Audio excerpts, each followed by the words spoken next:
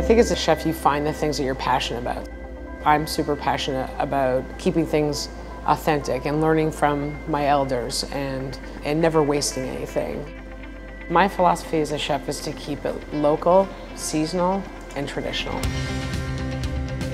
I am Alita Solomon, and I'm the chef owner of Tutti Matti restaurant. Today I'm cooking an old traditional recipe. In the old days, you used to make ravioli. You would have a filling and pasta. And sometimes you had leftover filling and you didn't actually have any more pasta. So they would add a little more flour and take the filling and make it into a ball, which is called gnudi. And gnudi is basically a ricotta gnocchi. I started traveling for food when I was really young with my parents, who were foodies, I guess you would say. My dad's closest friend was an amazing Italian chef. He basically is the reason that I started to cook in the first place. The first thing I always do when I go to the farmer's market is ask what's coming next week.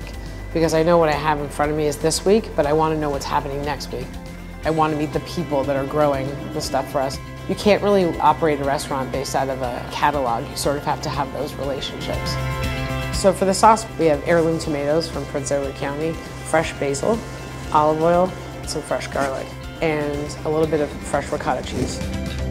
As a chef, when you use an ingredient in your kitchen, you also want to make sure that the equipment reflects the same standard of quality. My experience today using the Bosch Flex induction was kind of fascinating. You have the ability to go 0 to 9, and with a power boost, you can bring your pot up to a boil in way less time than you would with gas. Being a chef is not a job, it's a lifestyle. And I think I have the best lifestyle one could possibly ask for.